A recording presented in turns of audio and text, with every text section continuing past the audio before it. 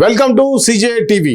X వేదికగా స్పందించిన ప్రధానమంత్రి ఉగ్రవాదుల ఏరివేతలో ఆపరేషన్ సింధూర్, ఆపరేషన్ మహాదేవ్ కీలక పాత్ర పోషించాయని వెల్లడి. హోంమంత్రి అమిత్ షా వీటి గురించి పూర్తి వివరణ ఇచ్చారన్న మోడీ. ఆపరేషన్ సింధూర్కు సంబంధించి కేంద్ర హోంమంత్రి అమిత్ షా లోక్సభలో చేసిన ప్రసంగంపై ప్రధానమంత్రి నరేంద్ర మోడీ ఎక్స్ వేదికగా స్పందించారు. ఉగ్రవాదుల ఏరివేయడంలో ఆపరేషన్ సింధూర్, ఇటీవల ఆపరేషన్ మహాదేవ్ కీలక పాత్ర పోషించాయని ప్రధానమంత్రి అన్నారు. వీటి గురించి హోంమంత్రి అమిత్ షా పూర్తి వివరణ ఇచ్చారని పేర్కొన్నారు. దేశ భద్రతపై భరోసా కల్పించేందుకు కేంద్ర ప్రభుత్వం చేస్తున్న ప్రయత్నాలను ఆయన తన ప్రసంగంలో పూర్తిగా వివరించారని ఆ ట్వీట్లో పేర్కొన్నారు. ఈ మేరకు అమిత్ షా లోక్సభలో మాట్లాడిన 1 గంట 14 నిమిషాల వీడియోను సామాజిక మాధ్యమాల వేదికగా పంచుకున్నారు. అంతకుముందు అమిత్ షా లోక్సభలో ప్రతిపక్షాల తీరుపై తీవ్ర ఆగ్రహం వ్యక్తం చేశారు. దేశం అభివృద్ధి చెందకపోవడానికి పిఓకే ఉనికికి నెహ్రూనే కారణమని ఆరోపించారు. 1948లో భారత సైన్యం పిఓకేను చేజిక్కించుకునే స్థానంలో ఉన్నప్పటికీ అప్పటి ప్రధానమంత్రి ఏకపక్షంగా కాల్పుల విరమణను ప్రకటించడం వల్ల ఆ అవకాశం చేజారిపోయిందని వ్యాఖ్యానించారు. సర్దార్ వల్లభాయ్ పటేల్ కూడా నెహ్రూ చర్యలను వ్యతిరేకించారని గుర్తు చేశారు. ఏపీ అమరావతి అభివృద్ధిలో సింగపూర్ భాగస్వామిగా ఉంటుందన్న మంత్రి టాన్సీ లెంగ్. 2019 తర్వాత ఏపీలో వచ్చిన ప్రభుత్వం నుంచి సహకారం ఆగిపోయిందన్న మంత్రి.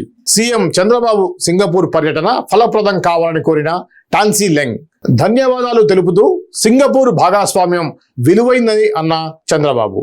సీఎం చంద్రబాబు సింగపూర్ పర్యటనలో ఉండగానే ఆ దేశ మానవ వనరుల సైన్స్ అండ్ టెక్నాలజీ మంత్రి టాన్సీ లెంగ్ కీలక ప్రకటన చేశారు.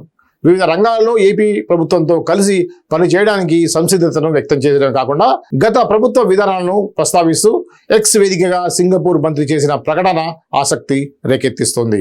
ఏపీ అమరావతి అభివృద్ధిలో సింగపూర్ భాగస్వామ్యంగా ఉండేందుకు సిద్ధంగా ఉందని ఆ దేశ ట్రేడ్ ఇండస్ట్రీ శాఖలో మానవ వనరులు శాస్త్ర సాంకేతిక మంత్రి టాన్సీ లెంగ్ స్పష్టం చేశారు. సీఎం చంద్రబాబుతో జరిగిన సమావేశంలో ఎక్స్ ట్విట్టర్ హ్యాండిల్లో పోస్ట్ చేసినటువంటి ఆయన ఏపీతో కలిసి పనిచేసేందుకు సిద్ధంగా ఉన్నట్లుగా వెల్లడించారు. వ్యవసాయం, ఫుడ్ ప్రాసెసింగ్, పునరుత్పాదక ఇంధనం లాంటి రంగాలలో పెట్టుబడులు అనుకూలంగా టాన్స్ లెంగ్ పేర్కొన్నారు. భారత్లో అత్యంత వేగంగా ఎదుగుతున్న రాష్ట్రాల్లో ఒకటైన ఏపీలో ఫుడ్ ఎంపైర్, ఎవర్ ఓల్డ్ లాంటి సింగపూర్ కంపెనీలు ఇప్పటికే పెట్టుబడులు, కార్యకలాపాలు విస్తరణకు ఎదురు చూస్తున్నాయని తెలిపారు. అలాగే పోర్టులు, గ్రీన్ ఎనర్జీ, డిజిటల్ టెక్నాలజీ, నైపుణ్యాభివృద్ధి రంగాలలో పెట్టుబడులతో పాటు భాగస్వాములకు ఉన్నటువంటి అవకాశాలను చంద్రబాబుతో చర్చించినట్టుగా మంత్రి టాన్సీ లెంగ్ స్పష్టం చేశారు. మరోవైపు 2014-2019లో చంద్రబాబు అధికారంలో ఉన్నప్పుడు ఏపీ రాజధాని అమరావతి అభివృద్ధికి నాటి ప్రభుత్వంతో కలిసి పనిచేశామని గుర్తు చేశారు. మాస్టర్ ప్లాన్ రూపకల్పన, నిర్మాణ సహకారాన్ని అందించినట్లు తన ట్వీట్లో పేర్కొన్నారు. అమరావతిలో స్టార్టప్ ప్రాంతాన్ని అభివృద్ధి చేసేందుకు సింగపూర్ కంపెనీలు స్విస్ ఛాలెంజ్ విధానంలో టెండర్ కూడా దక్కించుకున్నాయని గుర్తు చేశారు. అయితే 2019లో ప్రభుత్వం మారిన తర్వాత ఈ సహకారం ఆగిపోయిందని అన్నారు. సింగపూర్ కన్సార్జియంలో కూడా అమరావతి ప్రాజెక్టు నుంచి బయటకు వచ్చేసిందని టాన్సీ లెంగ్ తన పోస్ట్లో పేర్కొన్నారు. మళ్ళీ ఇప్పుడు చంద్రబాబుతో సమావేశమై ఏపీ అభివృద్ధిపై చర్చించినట్లుగా ఆయన వెల్లడించారు. సీడ్ క్యాపిటల్ విషయంలో సింగపూర్ కన్సార్టియం పనిచేయకుండా ఏపీలో పట్టణాభివృద్ధి సహా వివిధ రంగాల్లో సాంకేతిక సహకారం అందించడంతో పాటు ప్రపంచ బ్యాంకు లాంటి భాగస్వాములతో కలిసి ఏపీ అభివృద్ధి ప్రణాళికల్లో కలిసి పనిచేస్తామని టాన్సీ లెంగ్ స్పష్టం చేశారు. సీఎం చంద్రబాబు మంత్రుల బృందంతో సింగపూర్లో పర్యటన ఫలవంతం కావాలని కోరుకుంటున్నట్లుగా సింగపూర్ మంత్రి తన ట్వీట్లో రాసుకొచ్చారు. ఏపీ అభివృద్ధిలో సింగపూర్ భాగస్వామ్యం విలువైనది అన్నారు సీఎం చంద్రబాబు. ఏపీలో అద్భుతమైన ప్రజా తీర్పుతో రాష్ట్ర సర్వతోముఖాభివృద్ధికి సంకల్పం తీసుకువచ్చామన్నారు. స్వర్ణాంధ్ర 2047 సాధన దిశగా అడుగులు వేస్తున్నామని ముఖ్యమంత్రి వివరించారు. వివిధ రంగాల్లో సింగపూర్ దేశ విధానాలు ఎప్పుడూ స్ఫూర్తిదాయకంగానే ఉంటాయని అన్నారు. పట్టణ గ్రామీణాభివృద్ధి లక్ష్యంగా కూటమి ప్రభుత్వం చేసుకున్న ప్రణాళికలకు సింగపూర్ తోడైతే ప్రజలు ఆశలను నెరవేర్చగలమని సీఎం చంద్రబాబు తన ట్వీట్లో ఆకాంక్షించారు. శ్రీకాకుళంలో రామ్మోహన్ నాయుడు బంధువుల పెళ్లి హాజరైన రామ్మోహన్ నాయుడు డాన్స్ వీడియోలు వైరల్. కేంద్ర పౌర విమానయాన శాఖ మంత్రి కింజరపు రామ్మోహన్ నాయుడు బంధువుల పెళ్లిలో తన డాన్స్తో అందరినీ అలరించారు. శ్రీకాకుళంలో రామ్మోహన్ నాయుడు బంధువుల ఇంట ఓ వివాహ కార్యక్రమం జరిగింది. ఈ వేడుకలో రామ్మోహన్ నాయుడు కూడా విచ్చేశారు. బంధుమిత్రులతో కలిసి వేదిక ఎక్కిన ఆయన ఉత్సాహంగా కాలు కదిపారు. మంచి హుషారైన పాటకు ఉత్సాహంగా డాన్స్ వేశారు. దీనికి సంబంధించిన వీడియోలు సామాజిక మాధ్యమాల్లో సందడి చేస్తున్నాయి. చిత్తూరు, తిరుపతి జిల్లాలో ఏనుగుల దాడులు. ఇటీవలే ఏనుగుల దాడిలో ఓ రైతు మృతి. నిన్న తిరుపతి శ్రీవారి మెట్ల మార్గం వద్ద ఏనుగుల సంచారం. గత కొన్నేళ్లుగా ఏనుగులు అటవీ ప్రాంతాలను వదిలి జనావాసాల్లోకి ప్రవేశిస్తూ పొలాల్లో పనిచేస్తున్నటువంటి వారిపై దాడి చేసి చంపేస్తుండటం తెలిసిందే. ఏపీలో కూడా ఇలాంటి సంఘటనలు చాలా జరిగాయి. ఇటీవలే చిత్తూరు జిల్లాలో రామకృష్ణరాజు అనే రైతు ఏనుగుల దాడిలో బలయ్యాడు. నిన్న సోమవారం కూడా తిరుపతి శ్రీవారి మెట్ల మార్గంలో పంప్ హౌస్ వద్ద ఏనుగులు కనిపించాయి. సమీపంలో పొలాలను ధ్వంసం చేశాయి. ఈ నేపథ్యంలో ఏపీ డిప్యూటీ సీఎం అటవీ శాఖ మంత్రి పవన్ కళ్యాణ్ స్పందించారు. తన శాఖ అధికారులతో ఆయన ఇవాళ సమీక్షా సమావేశం నిర్వహించారు. ఏనుగులు గుంపులు పొలాలపైకి రాకుండా వాటిని అటవీ ప్రాంతంలోనే పంపించేటువంటి చర్యలను పకడ్బందీగా చేపట్టాలని స్పష్టం చేశారు. ఏనుగుల సంచారం ఉండే ప్రాంతాల్లో ప్రజలు నిరంతరం అప్రమత్తంగా ఉండాలని, గ్రామస్తులతో వాట్సాప్ గ్రూపులు ఏర్పాటు చేసి ఏనుగుల తాకిడిపై వారికి ముందుగా సమాచారం అందించాలని పవన్ కళ్యాణ్ ఆదేశించారు.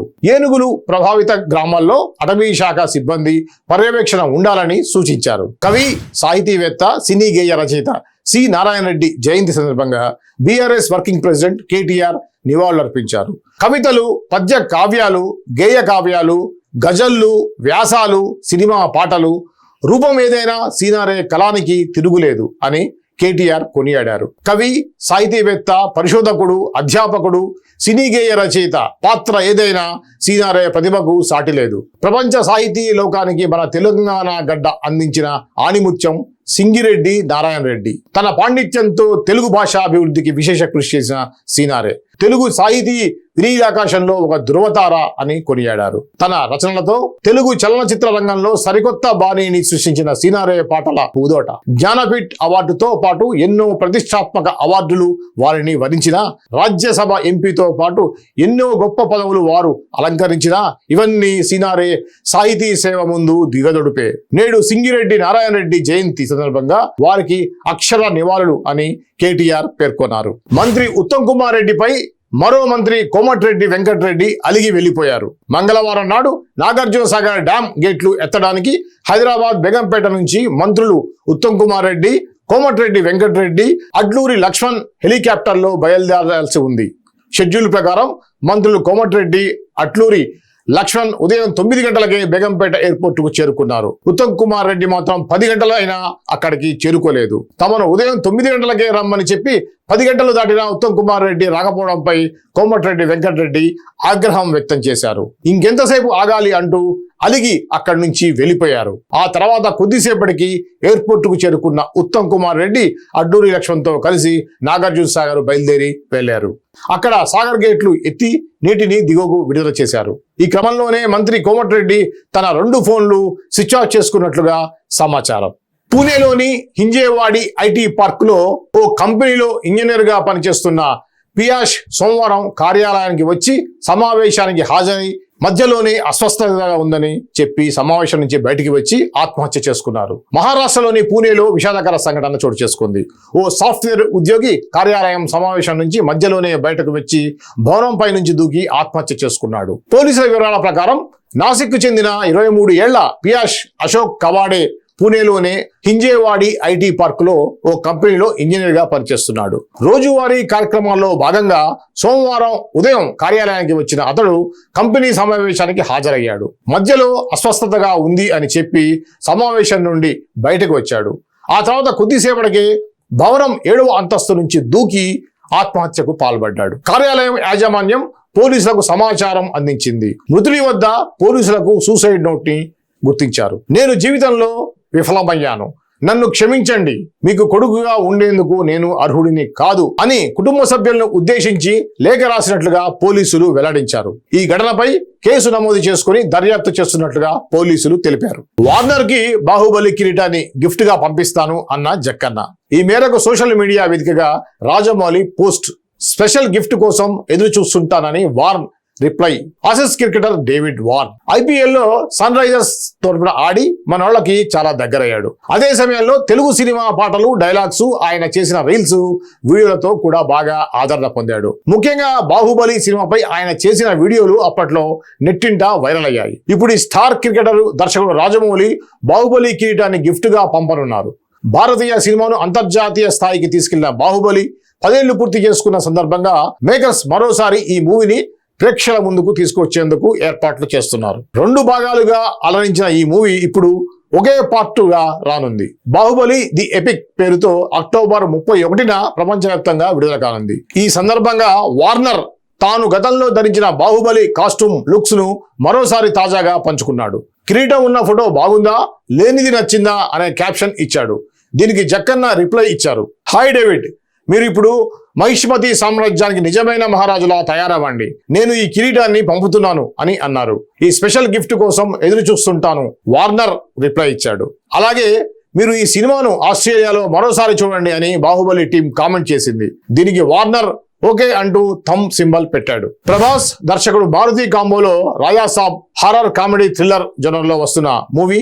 ఈ చిత్రానికి డిసెంబర్ 25న విడుదల చేయనున్నట్లుగా ఇప్పటికే ప్రకటించిన మేకర్స్ కీలక పాత్రలో నటిస్తున్నటువంటి సంజయ్ దత్ ఈ రోజు సంజు బాబా బర్త్డే సందర్భంగా చిత్రంలోని ఆయన తాలూకు పోస్టర్ ను రిలీజ్ చేశారు. రెబల్ స్టార్ ప్రభాస్ దర్శకుడు మారుతి కాంబోలో తెరకెక్కుతున్న పాన్ ఇండియా చిత్రం రాజా సాబ్ హారర్ కామెడీ థ్రిల్లర్ జోనర్ లో వస్తున్న ఈ మూవీ నుంచి ఇప్పటికే గ్లింప్స్ విడుదల కాగా మంచి రెస్పాన్స్ వచ్చింది. ఈ చిత్రాన్ని డిసెంబర్ 5న విడుదల చేయనున్నట్లుగా ఇప్పటికే మేకర్స్ ప్రకటించారు. కాగా ప్రమోషన్ లో భాగంగా మేకర్స్ ఈ సినిమాలోని కీలక పాత్రలో నటిస్తున్న బాలీవుడ్ నటుడు సంజయ్ దత్ లుక్ ఒకటి తాజాగా విడుదల చేశారు. ఈ రోజు ఆయన బర్త్డే సందర్భంగా మేకర్స్ రాజా సాబ్ నుంచి కొత్త పోస్టర్ ను విడుదల చేశారు. ఈ పోస్టర్ సినిమాపై హైప్ క్రియేట్ చేసేదిలా ఉంది. భారీగా పెరిగిన తల వెంట్రుకలు, గడ్డంతో సంజయ్ దత్ పాత్ర సినిమాకే హైలైట్ గా నిలవబోతున్నట్లుగా తాజా స్టిల్ చూస్తుంటే అర్థమవుతుంది. కాగా ఈ మూవీలో డార్లింగ్ సరసన మాళవిక మోహన్, నిధి అగర్వాల్ కథానాయకులుగా నటిస్తున్నారు. పీపుల్స్ మీడియా ఫ్యాక్టరీపై టీజీ విశ్వప్రసాద్, వివేక్ కుచిబొట్ల సంయుక్తంగా నిర్మిస్తున్నారు. తమన్ సంగీతం అందిస్తున్నారు. ఇటీవల రేణుకా స్వామి హత్యపై పోస్టు పెట్టిన రమ్యను టార్గెట్ చేసిన దర్శన్ అభిమానులు రేణుకా స్వామినికి బదులుగా నిన్ను చంపి ఉండాల్సిందంటూ వ్యాఖ్యలు. నటి రమ్యకు హీరో దర్శన్ అభిమానుల నుంచి అత్యాచార బెదిరింపులు వస్తుండటం పట్ల ప్రముఖ నటుడు శివరాజ్ కుమార్ స్పందించారు. ఒక మహిళను ఈ విధంగా వేధించడం సరికాదని స్పష్టం చేశారు. తల్లి, అక్క, భార్య, కూతురు ఇలా మహిళను గౌరవించడం ముఖ్యం. అంతకంటే ముఖ్యంగా మహిళను కూడా వ్యక్తిగా గుర్తించాలి, గౌరవించాలి. నటి రమ్యపై సోషల్ మీడియాలో పెడుతున్న పోస్టులను నేను ఖండిస్తున్నాను. ఆమెపై ఉపయోగిస్తున్న భాష ఏమాత్రం ఆమోదయోగ్యంగా లేదు. సోషల్ మీడియా అనేది భావ వ్యక్తీకరణ కోసం ఉపయోగించాలే తప్ప ఇతరులను అసభ్యకరంగా వేధించడం సరికాదని రమ్య, నువ్వు సరైన మార్గంలోనే వెళ్తున్నావు. ఈ విషయంలో నీ పోరాటానికి మేము మద్దతుగా నిలుస్తాం, నీకు తోడుగా ఉంటాం అని శివరాజ్ కుమార్ సోషల్ మీడియాలో స్పష్టం చేశారు. కాగా దర్శన్ అభిమానులు తనను బెదిరించడం పట్ల రమ్య బెంగళూరు పోలీసులకు ఫిర్యాదు చేశారు. ఇన్స్టాగ్రామ్ లో తనకు పంపిస్తున్న బెదిరింపు సందేశాలు, అశ్లీల పోస్టుల స్క్రీన్ షాట్లను ఆమె పోలీసులకు అందజేశారు. రేణుకా స్వామి హత్య విషయంలో ఇటీవలే రమ్య సోషల్ మీడియాలో ఓ పోస్ట్ పెట్టారు. అప్పటి నుంచి దర్శన్ అభిమానులు ఆమెను టార్గెట్ చేశారు. రేణుకా స్వామికి బదులుగా నిన్ను చంపి ఉండాల్సిందంటూ ఆమెపై తీవ్ర వ్యాఖ్యలు చేశారు. ఇది CJTV వార్తలు. రేపటి వార్తల్లో మళ్ళీ కలుద్దాం. అంతవరకు చూస్తూనే ఉండండి CJTV. నేను మీ శ్రీనివాస్ వాలి.